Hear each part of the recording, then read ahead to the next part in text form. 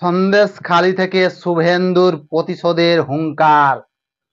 যে অন্যায়ভাবে অত্যাচারভাবে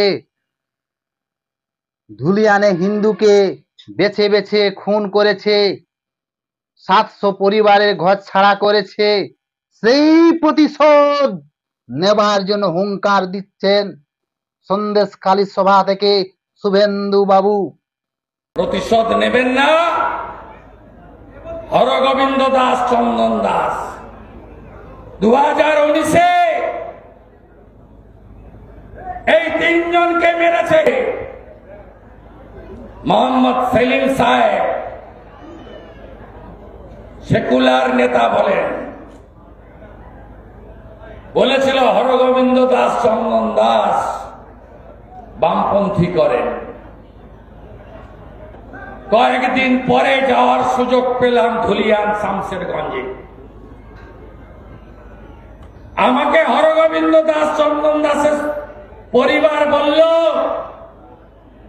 যে দাদা বামফ্রন্টকে ভোট দি, কিন্তু বামফ্রন্ট বলে মারেনি, হিন্দু বলে মরেছে। গলায় তুলসী ছিল। হরগোবিন্দ দাস, চন্দন দাস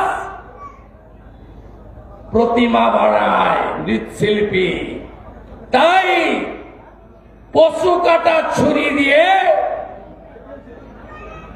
নৃশংসভাবে খুন করেছে। শাহজাহানের দাদাগিরি অতীত করেছি, অতীতই থাকবে। কাদের মোল্লা, যে গর্তে তুমি থাকো না কেন, তোমাকে টেনে বের করে আইনের সাজা দেব। সবাই লড়াইয়ের জন্য তৈরি তো? তৈরি তো? Hello WB, bye bye, bye bye, bye bye, bye bye, bye bye, bye bye, bye bye. প্রতিশোধ প্রতিশোধ, সেই সন্দেশখালী সভা থেকে শুভেন্দু বাবু গর্জে উঠলেন। এই সরকার, এই তোষণকারী সরকার যেভাবে অন্যায় অত্যাচার করছে হিন্দুদের উপর, সেই প্রতিবাদ জানাতে গর্জে উঠলেন শুভেন্দু অধিকারী। ধুলিয়ানে যেভাবে হিন্দুরাকে বেছে বেছে কুপিয়ে কুপিয়ে খুন করেছে হরগোবিন্দ দাস ও চন্দন দাস, সেই পিতা পুত্রকে যেভাবে কুপিয়ে কুপিয়ে খুন করেছে, মালদা মুর্শিদাবাদে হিন্দুদের ঘর ছাড়া করেছে, সেই তোষণের সরকার, সেই অন্যায়কারী সরকার, সেই সংখ্যালঘুদের সরকার 26-এ বাংলার হিন্দু সনাতনী একত্রিত হয়ে সেই জবাবটা দেবে। শুভেন্দু বাবু হুঙ্কার করে বলছেন সেই প্রতিশোধ নিতে হবে 26-এ। যেদিন থেকে এই রাজ্যে বিজেপি সরকার আসবে, সেই দিন থেকে এই দুষ্কৃতীরা যদি গর্তের মধ্যে থাকে, গর্তের মধ্য থেকে টেনে টেনে বের করবে, টেনে টেনে বের করবে এবং সাজা দেবে। এমনি হুঙ্কার দেন শুভেন্দু বাবু।